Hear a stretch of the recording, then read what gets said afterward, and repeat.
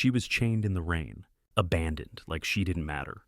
But the woman who found her, she didn't walk away. In a storm-drenched corner of rural Missouri, a quiet diner owner stumbles across a girl left to die behind her building. But this isn't just a random act of cruelty. It's the beginning of a story that will expose betrayal, greed, and a forgotten heiress fighting her way back from the grave. What begins as a rescue becomes a revolution. The rain wasn't just falling, it was pounding like war drums, relentless and deafening, as if the sky itself had grown tired of restraint and decided to drown everything beneath it. In the flat, windswept stretch of rural Missouri, where fields met highways and truckers found brief refuge from long-haul loneliness, Ava Morales was locking up her roadside diner. Ava's 24-hour truck stop blinked unevenly in dull neon above the door, its hum barely audible beneath the roaring storm. A flicker, then another.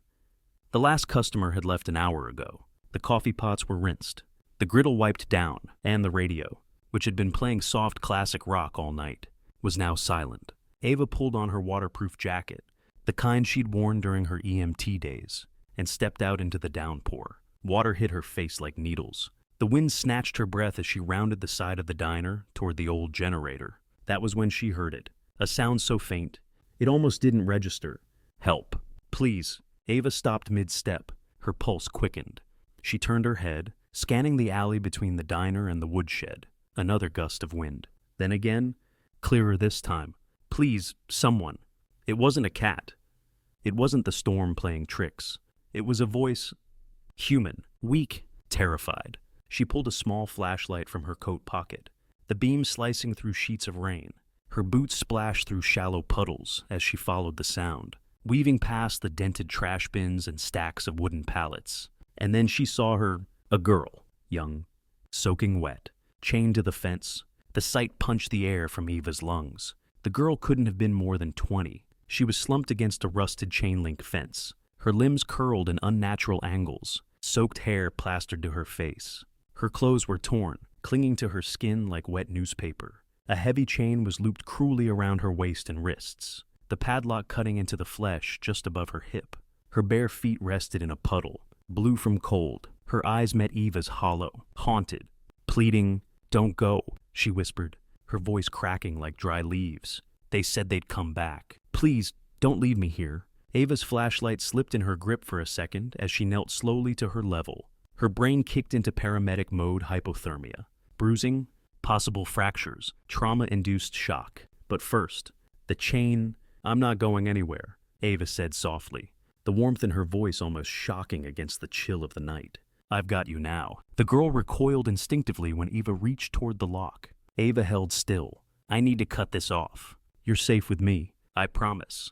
The girl gave a barely there nod. Ava stood and rushed back inside the diner, her boots leaving wet prints across the checkered floor. From beneath the sink, she yanked out a pair of industrial bolt cutters left over from when the old walk-in freezer used to jam, and darted back into the storm without a second thought. She returned soaked to the bone, knelt beside the girl again, rain pouring down her sleeves. Her fingers, though frozen, moved with precision. Snip. The lock clattered to the ground, the chain slumped away, and the girl collapsed. Ava caught her just in time, cradling her weight like a lifeless bundle of soaked cloth and broken silence. The girl's skin was cold, dangerously cold. Her breathing was shallow. Her wrists were rubbed raw where the metal had dug in. She didn't fight or speak. She just let herself be held, like all her strength had finally run out. Ava didn't ask any more questions. She didn't need to. With a grunt, she lifted the girl in her arms lighter than she should have been and carried her inside. The bell over the diner's front door gave a soft jingle as it swung open.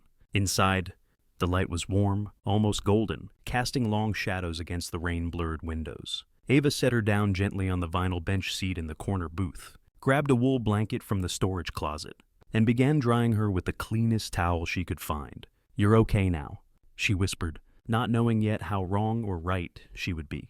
And as thunder rolled low across the sky, two lives began to shift, one still running, one still healing both unknowingly about to collide with a storm far greater than the one outside.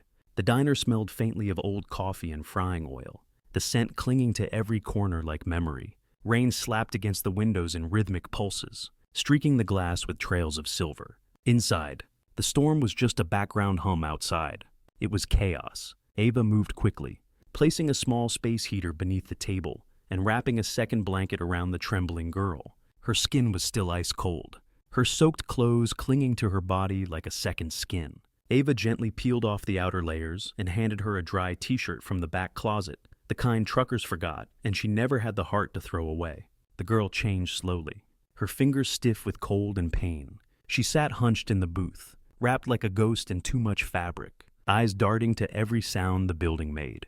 Ava placed a mug of cocoa in front of her, reheated from a leftover pot. "It's not fresh," she said, sliding into the seat across from her. "But it's warm." The girl didn't touch it right away. She just stared at the steam like it might disappear if she blinked. Her lips were cracked, her fingers, still red and shaking, finally curled around the mug. She took a sip, then another, like each swallow pulled her back from some edge. Ava watched in silence. Years of emergency response had taught her this. People talk when they're ready, and not a second before. Minutes passed, the heater buzzed, the windows fogged. Finally, Ava spoke. "You got a name?" The girl flinched, then slowly shook her head. "It's better if you don't know." Ava raised an eyebrow. "Better for who?" The girl didn't answer. "All right." Ava leaned back, arms crossed. "Let me guess, no ID, no family, no phone, and definitely no cops." That got a reaction. The girl sat up straighter, her knuckles whitening on the mug. "No police," she said sharply. "Please, I'm begging you." Ava held up her hands. "Hey, I didn't call anyone, but maybe I should. Someone chained you up outside like a dog. That's not nothing." The girl's voice dropped to a whisper. "If I go to the police, they'll find me. They'll kill me before I even open my mouth." The words hung in the air like fog. Ava leaned forward, her eyes scanning the girl's face more carefully now. Beneath the grime and bruises, there was something wrong, not just fear training. The kind of hypervigilance you don't get from a bad boyfriend or a single mugging. "What kind of people are we talking about here?" Ava asked softly. "What did they do to you?" The girl didn't reply, but her posture said everything. Her arms tightened around her ribs. Her eyes dropped to the table. The collar of the oversized shirt slipped slightly, revealing the edge of something dark just beneath her skin, a bruise, deep and spreading, almost purple. Ava's breath hitched, that from tonight. Silence, then a slight nod. Ava let out a slow exhale and pushed the cocoa closer. "You're not safe out there. I get that. But you're not safe in here either, if I don't know what I'm dealing with." The girl looked up at her eyes wide, wild, glassy. But beneath all of it, there was a flicker of something else. Trust, or maybe desperation masquerading as trust. "I can't tell you everything," she said finally. "But if they knew I was alive, everything they've built, everything they've taken, it all falls apart." Ava studied her. She didn't know what this girl had gotten herself into. A trafficking ring, a corporate conspiracy, something worse. But she knew one thing for certain: she hadn't stumbled across just a victim. She'd found a fuse, and someone, somewhere, was about to get burned. Outside, the rain had slowed to a steady drizzle, the kind that clung to the streets like fog and made the night feel longer than it was. But inside the diner, time felt frozen. The girl sat curled up in the booth, hands still wrapped around the cocoa like it was her last defense. Ava stayed at the counter, pretending to clean, but her eyes never really left the girl. She wasn't just scared, she was hunted. Ava had seen it before in battered wives, runaways, even soldiers on leave. The quiet, twitchy kind of fear that lived deep in the spine. And there was something else, something off. The girl's posture was too controlled, her silence too calculated. She wasn't just trying to stay alive, she was trying not to be known. Ava walked over and slid a fresh towel onto the table. "You should sleep," she said, her voice neutral. "Booth cushions are softer than they look, better than the concrete out back." The girl didn't move. Her eyes were fixed on the window, like someone might appear at any second. Ava sighed and moved to the front door, twisting the deadbolt with a sharp click. "There's no one gets in without me knowing." That seemed to loosen something. The girl shifted slightly. Her shoulder blades no longer pressed so tightly to the booth. She looked toward Ava and asked, almost in a whisper, "Why are you helping me?" Ava blinked. "You were chained up behind my diner in the middle of a storm. Kind of hard to ignore." The girl's voice was even softer now. "Most people would." Ava shrugged. "Well, I'm not like most people." The girl gave the faintest hint of a smile, then coughed low, rasping, deep. Ava moved quickly, grabbed a bottle of water from the fridge, and handed it over. As the girl drank, Ava noticed something strange. A small tag was sewn inside the collar of the shirt that the girl had taken off. She picked it up without thinking, and the name printed in delicate cursive caught her eye. Sinclair. She froze. The name stirred something, not just because it was familiar, but because it was famous. Ava turned toward her, the shirt still in her hand. Sinclair, she said slowly. That you, if The girl went rigid. Her eyes locked onto the shirt, then onto Eva, full of sudden, rising panic. You weren't supposed to see that, she said, her voice sharp. Too late, Ava replied, voice calm. Sinclair, as in Sinclair Technologies. The silence between them deepened. Rain tapped at the windows like a ticking clock. Then, after a long pause, the girl exhaled shakily. My name is Ava, Ava Sinclair. Ava took a step back. That name didn't just belong to a company. It belonged to a story, a tragedy the whole country had watched unfold just a year ago. The heiress who vanished, the plane crash, the grieving board of directors, the quiet takeover by her father's trusted partner. You're supposed to be dead, Ava murmured. I know, Ava's voice cracked, but her eyes were steady. They made sure of it. Ava sank into the booth across from her, heart thudding. She wasn't dealing with some random runaway. She was sitting across from the lost daughter of one of America's wealthiest empires, and someone wanted her erased not just from the world, but from memory. For a moment, Ava just stared at her. Ava Sinclair. The name felt surreal now that it had a face attached, bruised, pale, exhausted. Headlines flickered in her mind like flashbulbs. Sinclair heiress feared dead in tragic crash. No survivors found. Charles Lennox appointed acting CEO. But Ava was alive, sitting right here, wrapped in an old blanket in a forgotten diner at the edge of nowhere. You want to tell me, Ava said slowly, how the hell someone like you ends up chained behind a truck stop like you were left for dead? Ava didn't answer right away. She placed the cocoa down gently, her hands no longer trembling. Her voice, when it came, was low, controlled, like someone reciting a story they had rehearsed too many times in their head, but never dared to speak out loud. My parents died in a plane crash. Everyone called it an accident. I didn't. She paused. My father was supposed to meet with federal investigators the week he died. Something about whistleblower protections. I didn't know what. Not then. Ava listened silently, her arms folded across her chest. The room felt colder. After they were gone, the board moved fast. Ava continued. Too fast. Charles Lennox, my godfather. My father's oldest friend stepped in to stabilize things. Everyone called him a hero for keeping the company alive. Ava's voice dipped into bitterness. But he wasn't saving the company. He was gutting it. I started noticing strange transfers, fake subsidiaries, and missing assets. Millions disappearing. It wasn't just fraud, it was a takeover. And you confronted him. Ava guessed. Ava nodded. I told him I had proof. A USB drive. Hidden. Encrypted. I didn't know whom I could trust on the board. So I ran. I was going to turn it in myself. Her jaw clenched. That night, someone broke into my apartment. I don't remember much after that. I woke up chained to a fence, in the rain. Left to disappear. Ava felt her stomach twist. They were going to let you die out there. That was the plan, Ava said softly. Another lost girl. Another tragedy no one would question. Silence fell between them. The kind that weighed too much for a single room to carry. Ava leaned forward, elbows on the table. And the USBs, it's still hidden, Ava replied. They don't have it, but they know I'm alive now. I heard one of them say it at the gas station earlier tonight. They're looking for me, and they'll keep looking until they finish what they started. Ava sat back, trying to breathe.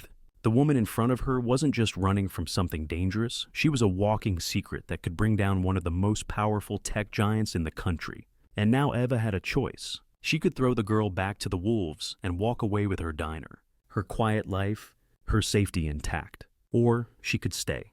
Do you still want to bring them down? Ava asked. Ava looked up, eyes burning beneath the exhaustion. I don't just want to, she said. I have to. Ava nodded once, slowly. Then we're going to need that USB. The wind had quieted, but the tension inside the diner had only grown louder. Ava sat hunched over a paper placemat, drawing shaky lines with a ballpoint pen. Her hands were steadier now, her voice more focused, but her body still carried the memory of fear, the kind that leaves scars no one can see. Ava leaned over the table beside her, watching as Ava sketched the outline of an old building. "This is where it is," Ava asked. Ava nodded. "An abandoned warehouse outside Rollins Mill. My father used to use it for archived hardware. I stashed the USB there 2 days before the break-in, under a supply shelf in the far corner." Ava studied the map. "And you think no one's found it?" "They haven't had time," Ava said. "Charles thought I was dead. And even if he's searching now, they don't know where to look. I used a private car. No trace." Ava tapped her fingers against the counter, thinking she wasn't a soldier, she wasn't a spy. She ran a diner, for God's sake. But something about Ava's story had carved into her like a blade raw. Unjust. Unfinished. "You realize," Ava said, "if they catch us out there, we're not walking away clean. This isn't just risky. This is suicide." "I know," Ava whispered. "That's why I was going to go alone." Ava scoffed. "And end up dead." Again, Ava gave a weak smile. "Habit, I guess." Ava looked at her. Really looked. There was something in Ava now, a flicker of what she must have been before it all collapsed. Smart, sharp, brave, even, but worn down by betrayal, used to people walking away. So Ava said, "The only thing that mattered, you're not going alone." The words dropped between them like an anchor, final, unmovable. Ava looked at her, startled. "Why? Because you're not just a headline," Ava said. "You're a human being, and someone should have stayed the first time." Outside, the dawn began to stretch thin streaks of gray across the sky. The storm had passed, but something heavier was coming. A different kind of storm, one that didn't announce itself with thunder, but with silence, secrets, and men in suits who killed without leaving a bruise. Ava slipped into the back room and returned with a flashlight, a crowbar, and a wrench, heavier than it looked. "I'm not armed," she muttered, "but I can swing." Ava's lips twitched, almost a smile. They packed what little they had first aid, burner phone, bottled water, and stepped out into the morning. The road ahead was slick with rain, the sky low with fog, but as the diner door shut behind them, Ava knew they were leaving more than shelter. They were leaving safety, and walking straight into the fire. The warehouse stood like a rotting monument to abandonment, half swallowed by vines, its tin roof rusted through in patches, and one of its walls tagged with graffiti that had faded into ghost shapes over time. The kind of place no one noticed, and even fewer entered. Ava pulled the truck behind a thicket of trees, far enough from the gravel lot to stay hidden. She killed the engine. The silence afterward was so complete. It was as if the world were holding its breath. Ava stared through the windshield, her voice barely above a whisper. "That corner, near the back wall, beneath the shelving unit with broken crates. That's where I left it." Ava nodded and reached down, slipping the wrench from under the seat. It wasn't much, but it felt like something. Ava adjusted her coat, hand resting inside, like she was protecting something invisible. Her fear hadn't left. It had just changed shape. They stepped out into the morning fog, boots crunching against gravel. No bird song, no wind, just the creak of metal as Ava slowly pushed the side door open. The air inside was cold and stale. Light filtered through the shattered windows and dusty shafts, falling across piles of broken pallets and rusted machinery. Their footsteps echoed too loudly for comfort. Ava motioned for Ava to stay close. They crept past collapsed shelves, the silence weighing heavier with each step. Finally, Ava pointed toward a row of crates leaning against the far wall. "There," she whispered. Behind that, Ava nodded and took the lead, scanning the shadows. She reached the crates, knelt, and began pulling aside splintered boards and crumbling cardboard. Beneath a heavy wooden shelf, she found a loose panel of flooring. She pried it open. A flash drive. Black, ordinary, unmarked. "Got it," Ava whispered. But the moment the words left her mouth, a sound, a crunch of broken glass, Ava froze. "Down," she shouted, spinning as she grabbed Ava and shoved her to the floor, just as the first bullet ripped through the air. It struck the wall inches above Ava's head. Another shot rang out louder. Sharper? Ava ducked, her body covering Ava's instinctively. From the shadows behind a row of machines, a figure emerged dressed in black, face hidden, pistol raised. Ava didn't hesitate. She launched herself forward, swinging the wrench hard. Crack! The man dropped with a grunt, his weapon clattering to the floor. "Move," Ava hissed. They scrambled for cover behind a rusted steel beam, hearts racing. Another figure appeared near the loading dock doors. Then another, 3 in total, voices shouting in clipped commands. "They found us," Ava gasped. "No kidding," Ava barked. "You see an exit?" Ava's eyes scanned the rafters. Their metal staircase. Left side, service door. Gunfire lit up the dark. Ava grabbed Ava's hand and ran. They zigzagged through rusted machinery, bullets shattering the silence, punching into walls and crates. Ava's leg clipped a pipe, but she didn't stop. They reached the staircase, bolted up the steps 2 at a time, and burst through the service door into the gray morning light. Fog curled low across the gravel path, broken train tracks slicing through the weeds. They ran, boots slipping on the wet earth, breath ragged. Behind them, shouts, footsteps, then a crack. Ava stumbled, a cry tearing from her throat. Blood bloomed across her sleeve. "Ava!" Ava screamed, catching her before she fell. "I'm fine," Ava gasped, teeth clenched. "Keep moving." They dove behind an old maintenance tunnel, hidden beneath collapsed concrete. Inside, it was damp and dark, the air thick with mildew. Ava slid down the wall, her breath shallow, her arms soaked with crimson. Ava knelt beside her, hands shaking as she peeled back the jacket. "Oh God, Ava, just a scratch," Ava muttered. "It's not, it's deep." Ava's voice cracked, her eyes filled, her composure finally breaking. "You could have left me. You didn't have to do this. You're bleeding because of me." Ava looked at her, pain flickering in her eyes, but something stronger underneath. "You're not just some girl running scared," she whispered. "You matter. They chained you up like an animal. You fought your way out. That's enough reason for me." Ava stared at her, silent, then her voice trembling. "No one's ever stayed." Ava reached for her hand. "Then let me be the first." And in that filthy, broken tunnel, surrounded by darkness and danger, something quietly unbreakable formed between them. The silence inside the tunnel was thick, broken only by the shallow rise and fall of Eva's breathing. Outside, the fog clung to the railroad tracks like a curtain, muffling the world beyond. Somewhere in the distance, a crow called once, then nothing. Ava pressed a bundle of gauze ripped from their first aid kit into Eva's bleeding arm. Her fingers worked clumsily, panic still clouding her motions. But she held firm. "I need to get you to a hospital," she whispered, eyes darting over the wound. Ava's jaw tightened. "No hospitals. No cops. We're not done yet." "You're bleeding out," Ava hissed. "You need stitches. Maybe a transfusion." Ava caught her wrist, gently, firmly. "Ava, listen to me. We have the drive. If we stop now, it was all for nothing. But your life is mine to risk." Those 4 words silenced Ava completely. She sank back on her heels, hands stained with Ava's blood, chest heaving. For most of her life, people either wanted something from her or wanted her gone. Loyalty was a currency long extinct in her world. But here was Ava, a woman who barely knew her, willing to bleed beside her. For her, it didn't make sense. "Why?" Ava whispered.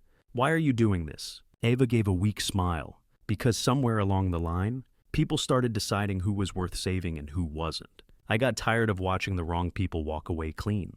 Ava lowered her gaze. "And you think I'm worth saving?" Ava didn't hesitate. "I think you're worth fighting for." Ava's breath caught. No one had ever said that before. Not without an agenda. Not without conditions. "I didn't think anyone would do this for me," she said softly. "I didn't think I mattered that much." Ava leaned her head back against the cold tunnel wall, eyes fluttering shut. "Well, you matter to me." The words landed in Ava's chest like a lightning strike. No fanfare, no dramatic swell, just truth pure and dangerous and unmistakably real. She reached forward slowly, her hand finding Eva's, their fingers tangling, not out of fear this time, but something quieter, something enduring. "If you're scared," Ava whispered, "you can go. I won't ask you to stay. I am scared." Ava admitted, her voice low, "Honest, but not for me. I'm scared of what happens if they take you again. I'm scared they'll erase you, like they tried to before, and I'd rather die than let that happen." Tears blurred Ava's vision. No one had ever stayed. Not when it counted, not when it was hard, but Ava was here bloodied, hurting, defiant and still holding her hand like it meant something.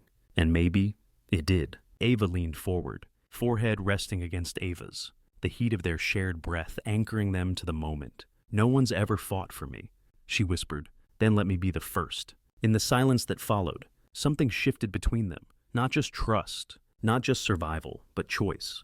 For the first time in her life, Ava wasn't running alone. She wasn't running at all. She was standing still, because someone had chosen to stand with her. The tunnel was still dark, but the fear had faded. Not completely, but enough for Ava to breathe without trembling. Enough for Ava to sit upright again, her arm wrapped in a crude bandage, blood seeping slowly beneath the fabric. They didn't speak as they made their way out, crawling through the cracked concrete opening into gray daylight. A stillness had settled in the air, a brief moment of mercy before the storm returned in another form. By the time they reached town, the sun had begun to break through the clouds. Ava led Ava to a run-down strip mall just outside the city, a forgotten row of storefronts where the neon buzzed but rarely worked. Tucked between a pawn shop and an abandoned nail salon was a small computer repair shop with peeling decals on the door and a bell that barely rang when they stepped inside. The man behind the counter didn't even look up. "If you're selling church flyers, take a hike. It's me," Ava said flatly. He glanced up, squinting then, did a double take. "Jesus, Morales. You look like hell." Ava smirked. "Nice to see you too, Darren." He sighed and stood, nodding toward the back. Same setup as before, same setup. But this time, double encrypted and off-grid. Darren's eyes shifted to Ava, and Ava just said one word. Important. In the back room, they settled into chairs beneath buzzing fluorescents and the hum of ancient computer towers. The air smelled of solder and old dust. Darren booted up 3 monitors, fingers flying across the keyboard like a concert pianist. "Plug it in." Ava hesitated for half a second, then placed the USB into the port. The screen lit up instantly. Folders, spreadsheets, offshore accounts, flagged wire transfers, emails with subject lines like Q4 diversion protocol and asset liquidation strategy private. Ava leaned forward. "Is that what I think it is?" Darren gave a low whistle. This isn't embezzlement. This is structural dismantling. They moved hundreds of millions before her parents' plane even hit the ocean. Ava's voice was steady now, her fear replaced by fury. He planned everything. The crash, the cover-up, the takeover. And now he'll bury me to protect it. Darren turned slowly in his chair. "You're saying Charles Lennox orchestrated all this?" "I'm saying he built a noose around my entire family," Ava replied. "And I was supposed to hang quietly." Ava folded her arms. "We're not going to let that happen." Darren began routing the files, one to a secure journalist contact, one to a cybersecurity team Ava knew from her paramedic days, and one to a protected FBI Dropbox. He set the remaining backups on a timed release system. If anything happened to Ava, the evidence would go public again. And again, and again. "It's done," Darren said at last, leaning back. "The truth's out there now. No taking it back." Ava turned to Ava. "How do you feel?" Ava didn't answer right away. She stared at the blinking cursor on the screen like it was a countdown to a future she couldn't yet imagine. Then she looked at Ava, terrified. She said, "But ready?" Ava nodded once. "Good," she said, "because from this point forward, they're going to come at us with everything they've got." "I know," Ava said quietly, "and I'm not running anymore." They shared a long, silent look, not of triumph, but of resolve, of 2 people who had just jumped off the edge and knew there was no going back. And outside, somewhere in a sleek tower of glass and steel, Charles Lennox had no idea that his empire was already starting to crack. The sun was setting behind the city skyline, casting streaks of orange and purple across the cracked parking lot outside the motel. Inside room 12, a space that smelled faintly of mildew and tired air freshener, Ava sat at a rickety desk with a pen in her hand and a folded piece of stationery in front of her. The room was still. Ava lay on the bed, one arm slung over her eyes, resting, not sleeping. Her wound was healing, but slowly. She hadn't said much since they left the computer shop. Neither had Ava. They didn't need to. The silence between them had changed from anxious to steady. "Safe." Ava stared down at the page. Her hand hovered above it like she was afraid of what might spill out if she began. This wasn't for the public. This wasn't evidence. It wouldn't be scanned or uploaded, or submitted in court. This was for him, for Charles Lennox. She began writing slowly, deliberately, like every word was a wound reopening. "Charles, you once held my hand when I was 7 and afraid of the dark. You told me my father would always protect me. You lied. You said my parents' deaths were an accident, that I should grieve, let go, move on. But you were the one who signed the transfer orders before their plane hit the water. You were the one who forged the board's vote. You were the one who put a price on my life." Her hand trembled. She kept writing. "The little girl who trusted you died the night they drugged her and left her to rot. But I'm still here, and this time, I don't need you to tell me who I am. I remember now, I am my father's daughter. I am the one thing you never planned for, a survivor. And tomorrow, when the world sees what you did, I hope you remember that it was I who made sure they saw it." She stopped, and then added one final line, just 7 words. I hope you find your soul again." Ava folded the letter carefully, slid it into a plain white envelope, and sealed it with steady fingers. She didn't sign it. She didn't have to. Ava watched from the bed as Ava stood and walked to the door. "Where are you going?" she asked softly. "Downtown," Ava replied.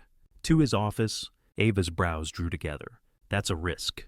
"I know," Ava said, "but this isn't for him. It's for me." Ava sat up slowly. "You sure?" Ava gave a half smile. "Not even a little." But she went, wrapped in a borrowed coat and armed with nothing but a letter and a truth too loud to silence. By the time she reached the gleaming glass tower where Sinclair Technologies still stood, in proud, corrupt silence, the sun had dipped below the horizon. Ava crossed the lobby unseen, walked to the corporate mailbox at the base of the elevators, and dropped in the envelope. One soft click. Then she turned, walked out, and didn't look back. Morning came with sirens. Not the kind that wail through empty streets, but the digital kind. News alerts lighting up phone screens, breaking headlines rolling across television tickers, and voices rising in disbelief. Sinclair Technologies rocked by scandal. Leaked files implicate acting CEO in fraud and cover-up. FBI raids corporate headquarters, following whistleblower, bombshell. Sinclair heiress still alive. That insider report claims. Ava sat on the edge of the motel bed, blanket pooled around her, legs tucked beneath her like a child trying to disappear. Her eyes were fixed on the small television across the room, the screen flickering with grainy footage of a man being escorted out of a glass conference room in handcuffs. Charles Lennox, still immaculately dressed, still trying to hold his jaw high. But his eyes? Calculating, cold eyes, now blinked with panic and fury. Flashbulbs popped around him as reporters shouted questions he didn't answer. He didn't have to. The evidence was louder than words. Ava sat beside Ava, silent. She didn't reach for her hand. She didn't speak. She just was there, her presence solid and unmoving like a stone in a river. "You did it," Ava said softly. Finally, but Ava didn't smile. "I thought I'd feel free," she whispered, "but all I feel is empty." Her voice broke, and she turned away from the screen. "He was my family." Ava leaned closer. "And he took everything from you." Ava's eyes filled, but didn't fall. "Not just money or control. He took the last piece of who I used to be. He twisted the only person I ever trusted. And now, I don't even know what's left of me." Ava reached out then, gently placing a hand on the back of Ava's neck, pulling her close until her head rested against Ava's shoulder. "You're still here," she murmured, "and you didn't run for a long time." Neither of them spoke. The world outside spun fast, social media erupting, analysts debating, boardrooms panicking. But inside that small motel room, Ava and Eva sat in silence. One woman with nothing left but her breath. The other offering his back. On the screen, Charles Lennox ducked into the back seat of a black government vehicle. The door slammed shut. He vanished behind tinted glass. Ava didn't look away. Ava laced her fingers through hers. And this time, Ava held on tighter than before, because this wasn't the end. It was the beginning. A month had passed. The headlines had cooled. The media frenzy had shifted to another scandal, another name, but the ripples of what Ava and Eva had done still lingered, especially behind boardroom doors where power was once untouchable. Ava stood in front of the Sinclair corporate tower one last time, this time with no coat to hide behind, no letter in hand, no fear clinging to her skin. She wore a plain black blazer, her hair tied back simply. She looked nothing like the missing heiress who had once disappeared in the rain. She didn't want to. Inside, a dozen reporters waited with microphones. Cameras clicked. She stepped up to the podium alone. No lawyers, no PR reps, no bodyguards, just her. "My name is Ava Sinclair," she began, her voice clear, steady. "For the past year, the world believed I was dead. Some of you still might. But I'm here today to tell you, I'm very much alive and I'm done being silent." She spoke of betrayal, of power corrupted, of the lie her parents' deaths had become. She didn't name Charles Lennox. She didn't have to. The files had already done that. She simply told the truth. And then she did something no one expected. She stepped down, I am renouncing all claims to the Sinclair fortune, to the company, to its holdings, every board seat, every share, every dollar. My only wealth now is the freedom to do good."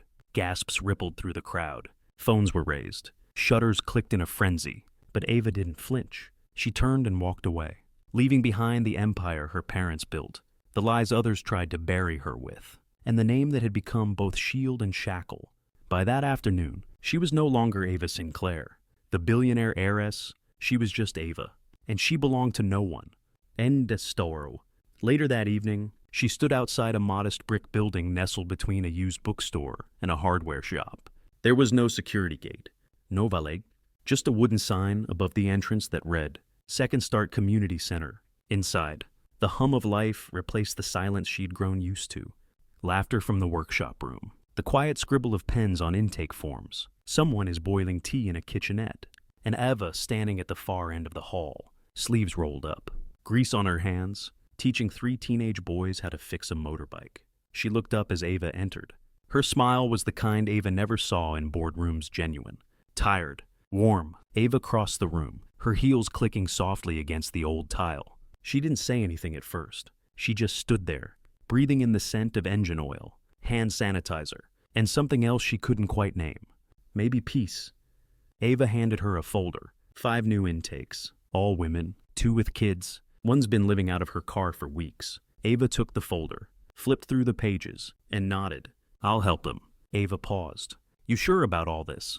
No bodyguards, no chauffeured cars, no empire." Ava looked around. Outside, kids rode second-hand bikes down the cracked pavement. Volunteers painted murals over graffiti. Inside, hope hung in the air like light. Quiet, present, unassuming. And then she looked at Ava. "I spent my whole life being told who to be," she said. "Now I finally get to decide. And I choose this." Her hand slipped into Eva's. "I choose you." The sun was beginning to dip behind the rooftops of the neighborhood, casting golden light across the brick walls of the community center. Inside, the energy had quieted. Most of the kids had gone home. Volunteers packed up supplies. A soft breeze drifted through the open windows, carrying the scent of freshly cut grass and chalk dust. Ava sat at a small desk in the intake room, sorting legal aid forms into neat stacks. She'd spent the last few weeks helping women file restraining orders, navigate housing laws, and reclaim stolen identities. It was quiet work, paperwork. No headlines, no cameras, but it meant something. She was halfway through a housing claim when she heard a hesitant knock on the open door. She looked up. A girl stood there, no older than 12, big brown eyes, a too thin frame, and a backpack that looked heavier than she was. Her hair was pulled into a loose braid, and her sneakers were mismatched. Ava gave her a gentle smile. "Hi there." The girl didn't come closer. She just clutched the straps of her backpack tighter. "My name's Ava," Ava offered. "What's yours?" The girl hesitated. Then, "Kay. Nice to meet you." "Kay, are you here with someone? Your mom, maybe?" Kay nodded slowly, then reached into the pocket of her hoodie. She pulled out a crumpled flyer, one of the ones Ava had designed and printed herself.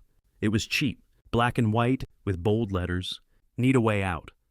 Start here." Kay held it up like it was a passport.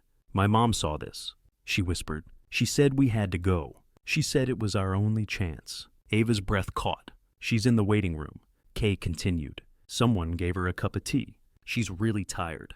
Ava swallowed, her voice suddenly thick. "Is she okay?" Kay looked down. "She's scared. But she said to tell you, thank you." A silence stretched between them. So soft. It felt like it could break. Then Kay added, in a voice so quiet it almost didn't make it to Ava's ears, "She said you weren't a princess or anything, but you saved our lives." Ava blinked fast. She stood slowly, walked over, and knelt to Kay's level. Her voice shook, just a little. "I'm not a princess, Kay," she whispered, "but I promise you're safe now." Kay lunged forward and wrapped her arms around Ava's neck. The hug was small, fragile, and clumsy, but it hit Ava like a wave. She closed her eyes, holding the girl gently, her fingers trembling just slightly against the fabric of Kay's sweatshirt. She didn't know if she was crying from joy, from grief, or from the weight of being seen, but in that moment, it didn't matter, because here was a girl who might grow up safer, braver, freer, because Ava hadn't given up. Not on herself, not on the truth, and not on what came after. Twilight had settled gently over Missouri, painting the sky in soft hues of rose and amber. The river below the old steel bridge reflected the last shimmers of light, a mirror of everything that had passed and everything yet to come. Ava stood near the railing, her elbows resting on rusted metal warmed by the day's sun. The breeze tugged at her hair, then now loose, no longer pinned back for cameras or control. She closed her eyes and breathed it in the wind. The water, the stillness. Behind her, footsteps. Ava joined her in silence, leaning on the same railing, just close enough that their shoulders brushed. Neither of them spoke at first. This wasn't a place for words. This was where Ava had once imagined she would disappear, erased quietly by the very man who claimed to protect her. And now, she stood here on her own terms. Alive, free. Ava broke the silence first. This bridge still creeps me out. Ava smiled faintly. It used to scare me. Too, now it feels like a mile marker. Ava raised an eyebrow. To what? To everything I thought I'd never survive. They stood that way for a long while, watching the current glide silently beneath them. Far below, the water was dark and unknowable, but neither of them feared it now. You know, Ava said quietly, I used to think I was broken, that everything they did to everything they took meant I wasn't whole anymore. Ava didn't interrupt. She just waited. But then I met you. Ava continued. You didn't look at me like a new story or a liability. You looked at me like I wasn't finished yet. You weren't, Ava said. Ava turned to her. And you were never just a diner owner. Ava gave a small, tired chuckle. Tell that to my grease-stained boots. I'm serious. Ava said. You saved me. Ava's voice softened. No, you saved yourself. I just made sure you didn't do it alone. Ava looked away, blinking fast. The wind swept through the silence like a breath long held. Then, in a voice barely louder than the river below, you're the first person who saw me and stayed. Ava reached out and gently took her hand. Then I guess we're both starting from the same place. Ava tilted her head. Where's that? Ava looked her in the eyes. Right here. They stood like that, hand in hand, while the sun dipped below the trees, and the sky faded into the cool blue of night. And Ava thought, this is what beginning again feels like. Not flashy, not loud, just real. The morning sun stretched across the rooftop garden of the Second Start Community Center, painting soft gold onto the planters Eva had built from reclaimed wood.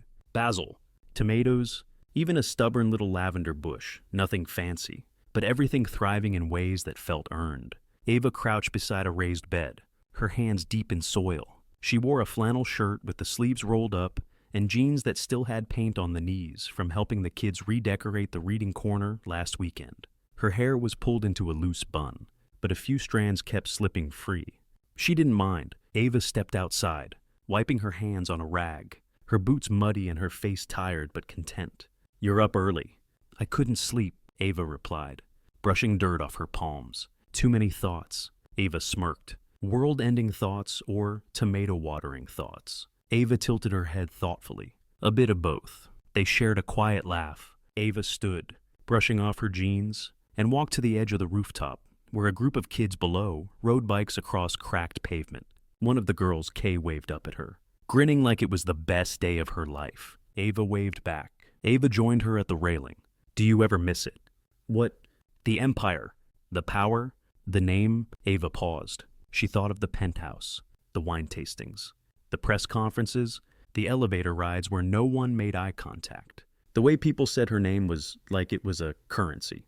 Then she looked at the mural across the street, half finished, bright and messy, painted by a group of kids who used to flinch at shadows. I don't miss being watched, she said. I don't miss being owned by my last name. She looked over at Eva. I miss my parents, and I miss what I thought life could have been. But now, I choose this. She slipped her hand into Eva's. I choose you. Ava didn't respond right away. She just pulled Ava closer, resting her forehead against hers. Their breath shared in the soft wind, and then, in a voice that was barely more than a whisper, I'm right here, for as long as you'll have me. Ava closed her eyes. She had no shareholders now. No board, no billions. But she had this, a garden on a rooftop, a girl who looked up to her, a woman who stayed when it mattered. And for the first time in her life, she didn't feel like she was running from anything. She felt like she'd arrived. Evening settled over the river with a hush, the kind of stillness that only came after rain. The last light of day clung to the skyline, dancing across the water in streaks of gold and violet. On the old steel bridge just outside town, the one that had once been a place of fear and flight, Ava and Eva stood side by side, watching the world go on. The city lights began to flicker behind them. Not far, but far enough, Ava leaned her forearms against the rail, eyes fixed on the water below. "Funny," she murmured. "This used to feel like the end of the world." Ava stood beside her, hands in the pockets of her jacket. "Now it feels like the edge of a map. A new one." They were quiet for a moment, listening to the hush of the wind, the creak of the old metal under their feet. "I used to think I was just broken," Eva said, her voice steady but low. "A fixer. A woman who only knew how to repair what others tossed away." Ava turned toward her, eyes soft. "And now," Ava looked back at her. "Now I think maybe I was just waiting for the right engine to restart." Ava smiled.